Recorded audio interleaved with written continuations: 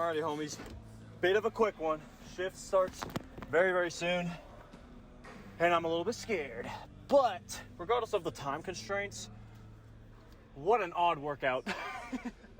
Yesterday was already its own kind of day. Just kind of figuring everything out, taking my time, doing some heavier stuff because I'm leaving town, realizing inefficiencies in certain areas, trying to get my quad tendon back to normal strength. And I started really doubting myself today, really questioning what I'm capable of. I woke up with my knee feeling pretty bad.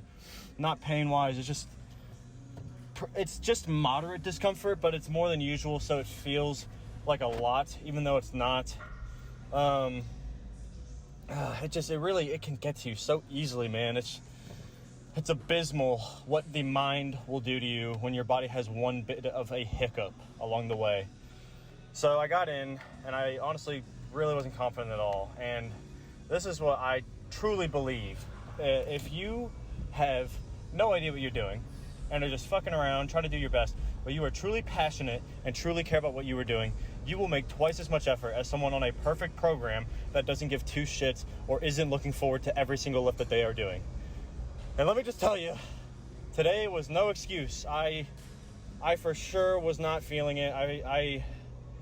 It just wasn't there. I really just wanted to try, at least bare minimum try, and give it my best effort, because that's what my body deserves, you know? Just something to leave off on, even if it's not heavy, I don't care. I just want to try and do something worthwhile, something to learn from, to grow through, so that when I come back, especially from my trip, I can relearn and revitalize the things that I've been picking up along the way.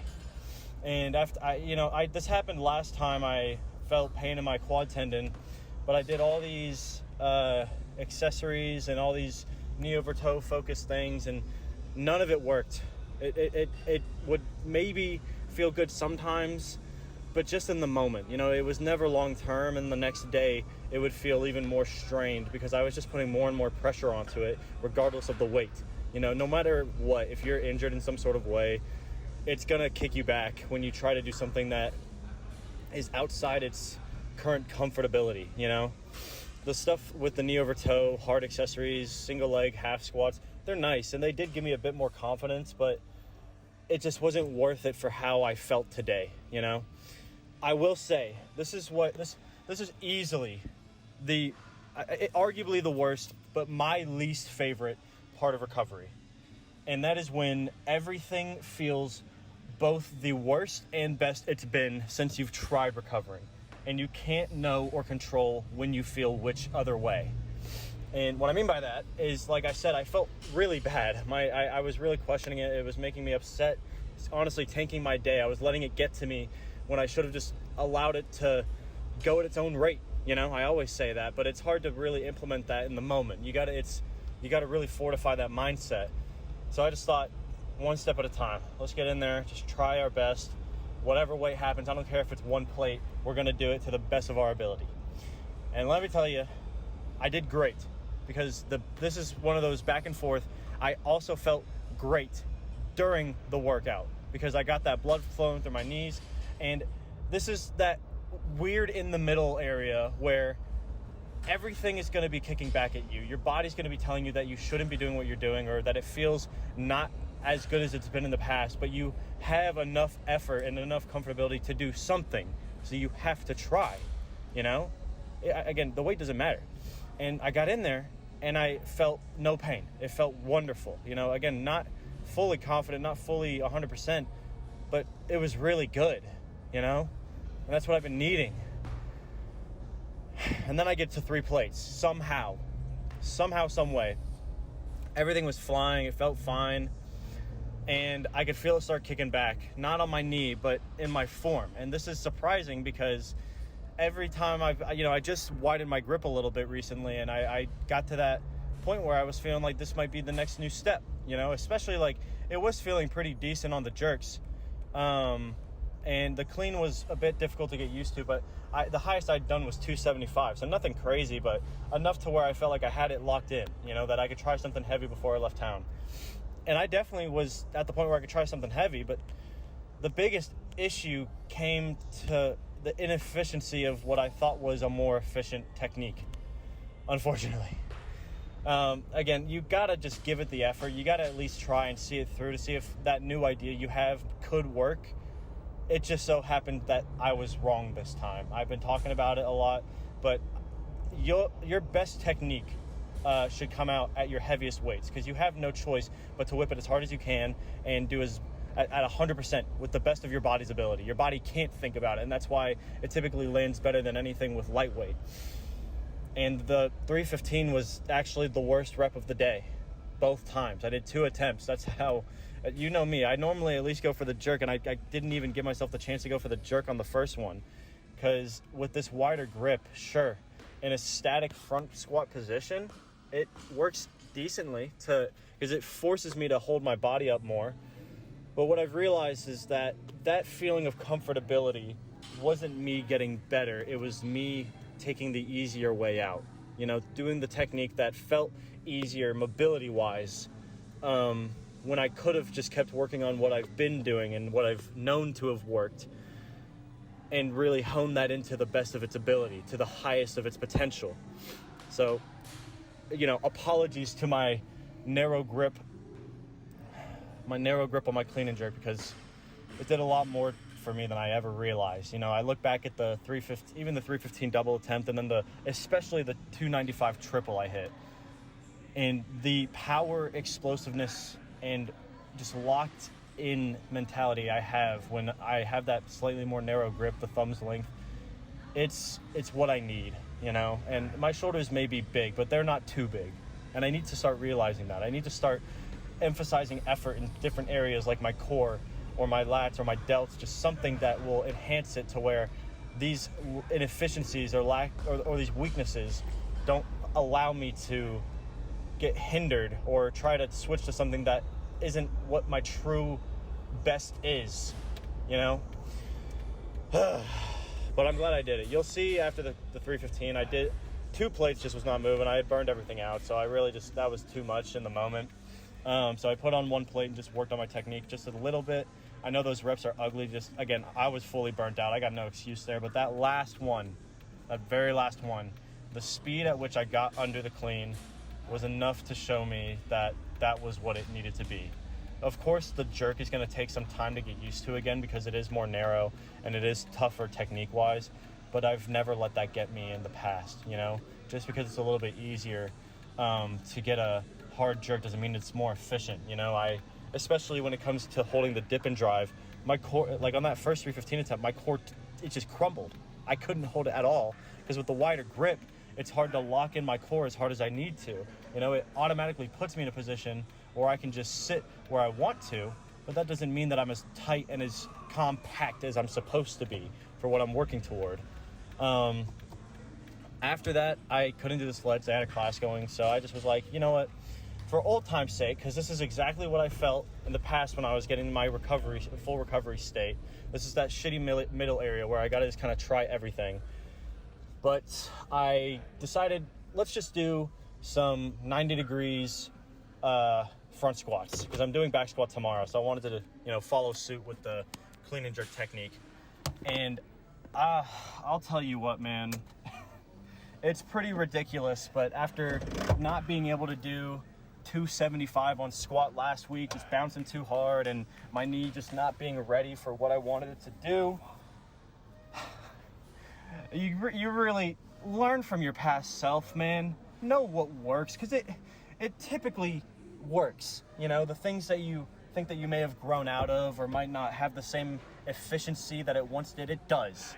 It typically does. I've been training for so many years that I should be able to trust that now. And dude, I did the 90 degree squats on front squat. Don't get me wrong, I didn't do anything heavy. I only went up to 275 just so I didn't rush it. And it was honestly too heavy anyway, because I burnt out fully on the clean and jerks. But let me tell you what, man. No pain at all. It's insane to me how quickly it shifts. Not a morsel of lacking in confidence or thinking that it was the wrong play. I knew that I was doing wonderfully the moment I started, even though my core was fully burnt out and exploding. That's how good it felt. And it's easy to look at this and say I wasted time or that I messed up, but that's life, man. You're gonna repeat the same mistakes sometimes. We're human, and especially when there's no true evidence or there's no true way of doing things a fully correct, 100% optimal way, you have to give it the benefit of the doubt and try everything your brain can muster until you get to that peak point where you finally come full circle to what you know absolutely will get you to that next level. Physically, it didn't feel great just because of how hard it was with all the technique and figuring everything out. But because of these learning, this new experience, especially turning an experience I've already had before into an even newer experience, I have twice as much confidence now in my ability to rehab a knee, because the fact that I felt no pain on a quad dominant squat is insanity to me. Truthfully, it's something different. It makes you want to cry. Man, I'm excited. So I'll give it a solid 8.35 because it was a good day. Getting even up to close to 3 plates with what I now know to be an inefficient form of technique, that's pretty damn impressive, if I have to say so myself. But regardless of that, I didn't use my body properly, and that made it harder. And I have to realize my weaknesses there and what I want to work on in the future. Sorry, I'm literally changing in my car before I gotta go to work. I'm out of time, but mentally, this was the day I needed. It was such a low day. I didn't believe in myself. I didn't trust myself or my body. And to have brought it back in this major way is incredible to me. Truly. Mentally, we're on the comeback. We're getting there. And the break for my trip, tomorrow's the last session I have before I leave for a week. I might work out while I'm there. I don't know if I'll record it, but you'll see if I do. But for the most part, there's no lifting for the next week. It'll be a perfect excuse to stop obsessing and just take a break, like my body probably needs. But because of all that, mentally, just a flat 9, right on the dot. Because I don't want to lie to myself. It was a really hard first half of the day. I was beating myself up a lot. And especially being rushed in the gym. I really did not have much time for anything. But we're here. And I put in my maximum. I can promise you that. And that's what matters. Being able to come back from those worst days and still putting in that maximum effort that your body originally told you weren't capable of doing. That is what is truly important. That's what it means to overcome what you think you're capable of, And it makes me even more confident in what I'm going to try to do in the future and getting back on that peak, doing a smarter program, doing everything correctly the first time instead of fucking around and getting back to the point where I was at 10 months ago. And again, let me remind you, last time I recovered this, it took 6 months. And this time it's looking like it's only going to be a few weeks, which is incredible progress. Because if you don't fully tear something off the bone or off whatever it's connected to, it's so likely to come back in the future. And it's up to you to maintain that proper training so that you don't mess it up in the future again. Or at least not in the same way. Or so at least you can bounce back better.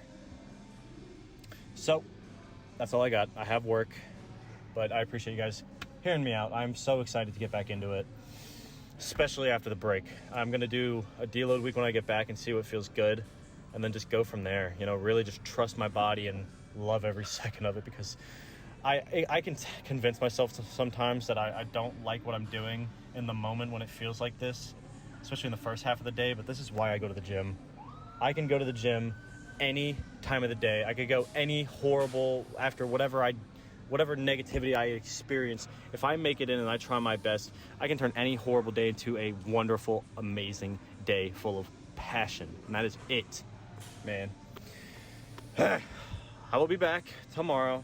Last one for probably a couple days. And I love you guys. I'll see you later. Bye.